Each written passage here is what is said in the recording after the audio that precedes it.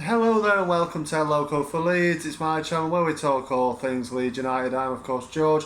Welcome back to the channel, and today we are previewing the Brighton and Hove Albion away game. Of course, Leeds travel a long way to Brighton to take on Brighton at the dreaded AMEX Stadium on Saturday evening. We're going to talk about this one today. Remember, of course, as always, leave your comments on your thoughts on the game in the comments there below. Any Leeds fans, of course, any Brighton fans, if you're watching, everybody's welcome to leave their opinion. I'm always keen to hear what people are thinking ahead of the games and after the games and everything. So let's get into it then. So Marcelo Bielsa had his press conference, of course, this morning, wasn't it, actually? And he sort of revealed that Ayling will play for the under-23s on Monday, probably meaning that he will miss out on this one. Maybe he might make the bench, but Bielsa said, that basically he's healthy now, he's fit now, but he obviously needs game time. This is what Bielsa likes to do, put them in the under-23s more often than not. For them to get some game time in preparation, obviously, for a full Premier League return. You'd have thought probably most likely against Brentford next Saturday, probably miss the Palace game in midweek. So Ayling's back available, back on the track to being available. Obviously we know Raphinha, Rodrigo, Koch and Bamford are all back in full first team training. Raphinha and Rodrigo are available for the Brighton game. Koch and Bamford still have a little bit further to go in their rehabilitation to get fit completely. So again, probably you'd say at most probably 2 weeks. We'd see Bamford and probably Koch. Koch's more of a bench player, isn't he? But it's great to get these players back and beef up the squad a bit, isn't it? So yeah, let's probably wait and see, but I'd expect to see Bamford possibly even next week, as like Ayling against Brentford. If not, probably the week after that, and Koch, I'm sure, will join in the squads soon as well. So that's good news. Obviously, even better news is the fact probably that Raphinha and Rodrigo are probably going to start, aren't they, on Saturday against Brighton. It's great to see them back in the squad and fit and ready to go. But yeah, so let's have a look at Brighton then, as they're obviously opponents on Saturday evening. It's a 5:30 kickoff, isn't it? Brighton have started the season extremely well, but have absolutely hit a wall and dropped dramatically into bad form, really.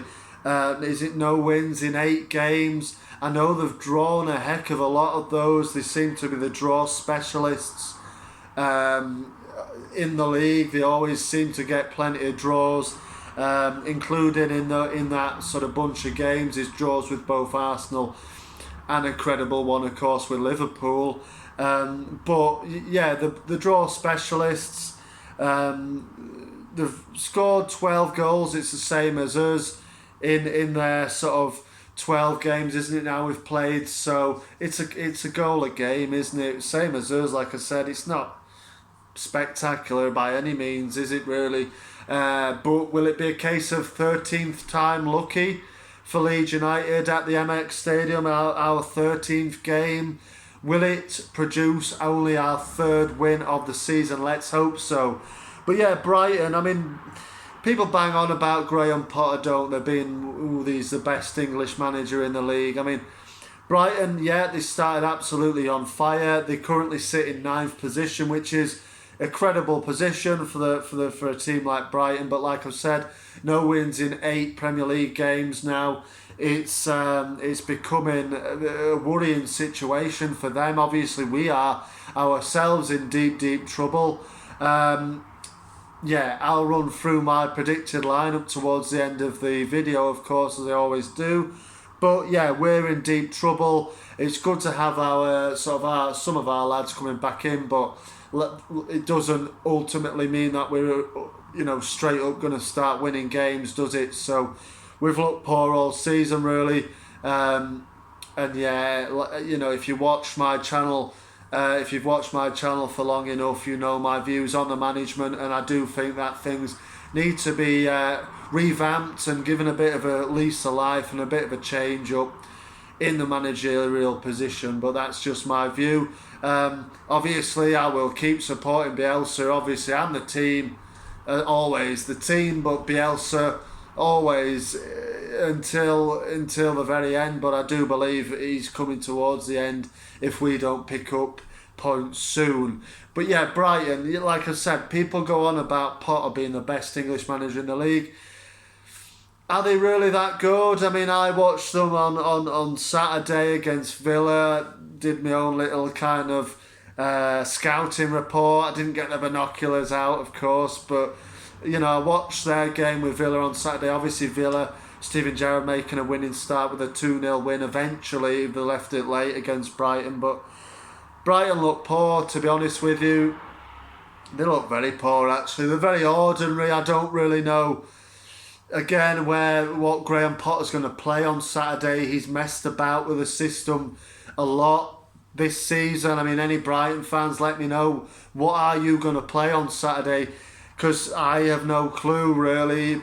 Potter just seems to mess about with it game on game, whether he looks at the opposition and says, right, we're going to play this because of this player, which is probably the way you should do it, really. But look, I don't know. I've got no idea. I think Maupay will probably play because he's got a great record against us. I mean, look, Brighton as a whole club have a fantastic record of late against Leeds United.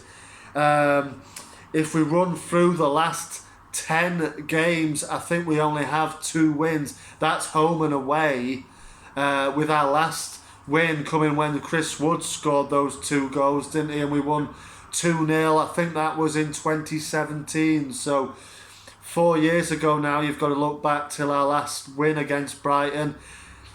Now, it's at the AMEX, it's a stadium. Obviously, the AMEX is now 10-year-old. We haven't won there. We've never won at the AMEX Stadium, ever.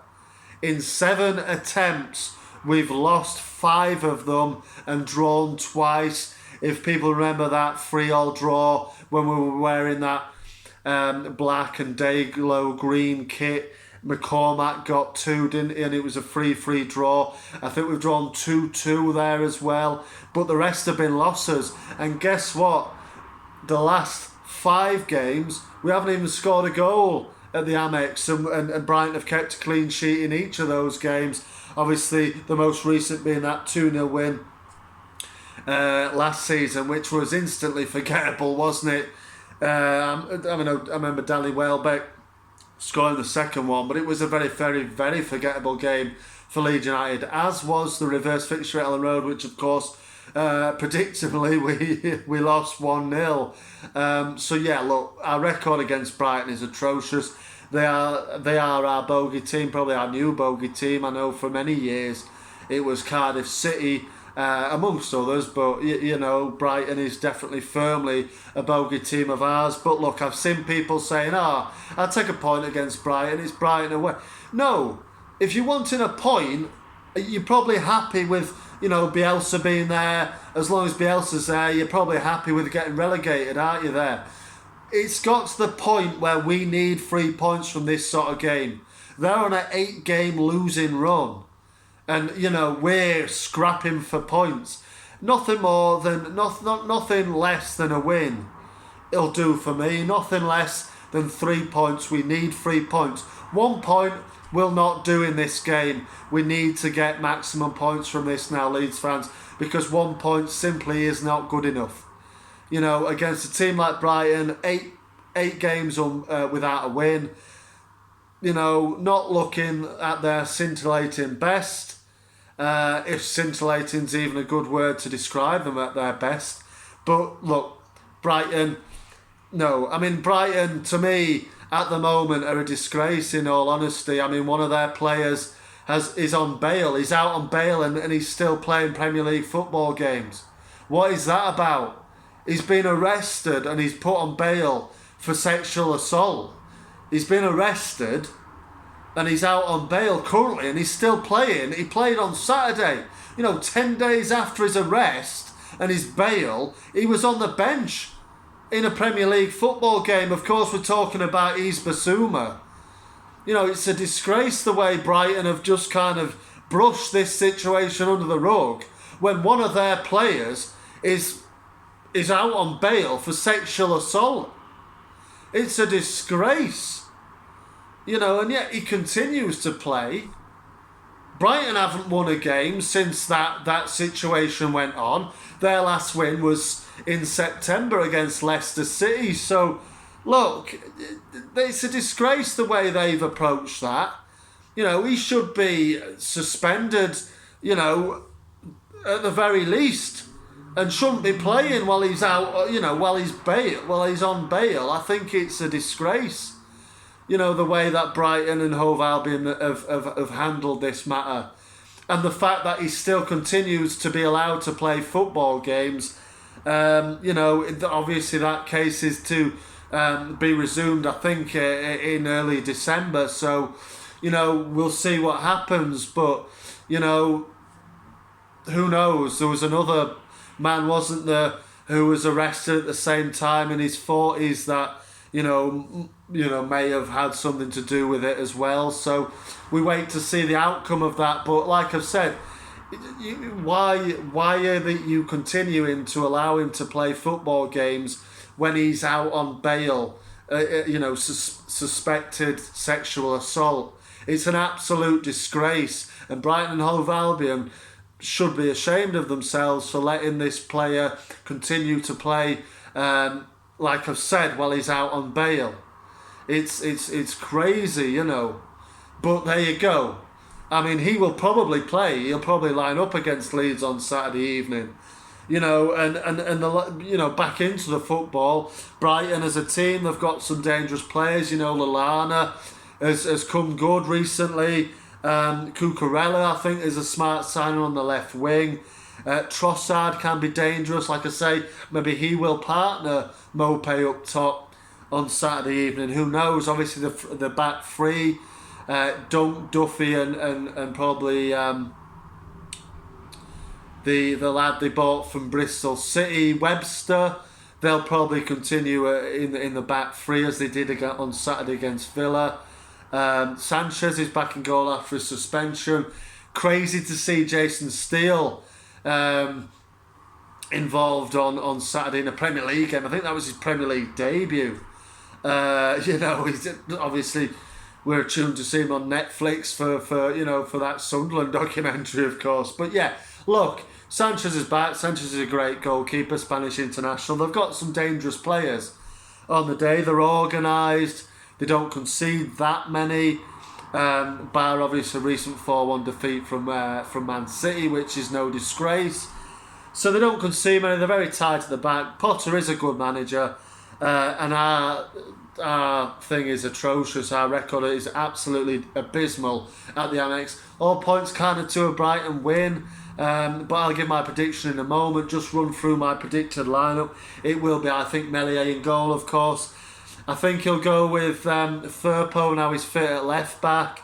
I think he'll continue with Cooper and Llorente at centre back. I would prefer Strauch in for Cooper, but I think Bielsa will go for Llorente and Coops. And at right back, I think he'll continue with Stuart Dallas. Maybe he's got a decision to make then when Ayling comes back in, but I don't think he'll have that dilemma just yet. I think he'll go with a 4-2-3-1. The two in midfield being Phillips and Forshaw, who I think have both played well in recent games. Obviously, it was a disappointment to see Phillips drop into midfield really at Spurs on Sunday, wasn't it? As he was playing so well at centre back, but maybe Bielsa will deploy that formation again. Who knows? Let's wait and see. But for basic starters, maybe we go for Phillips and Forshaw, the three of Harrison, Dan James and Raphinha, and then up top I think he'll go with a fit again Rodrigo.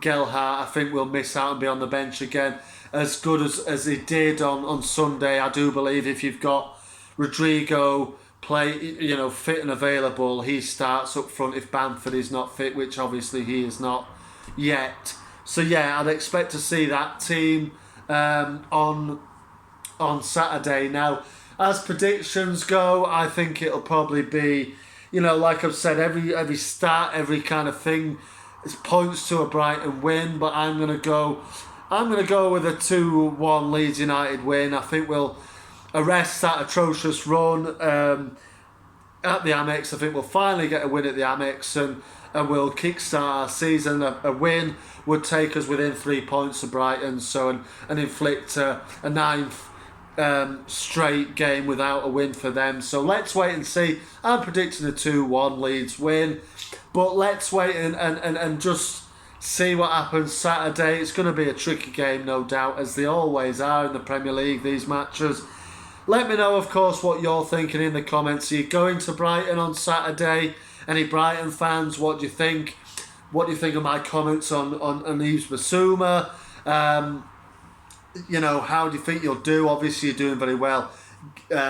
Despite the bad form, you still find yourselves in mid-table, which is a fantastic return at this start of the season. But let me know, everybody. Always great to hear from the fans of each team. But that's all from me for now. Marching on together, and I will see you on the next one.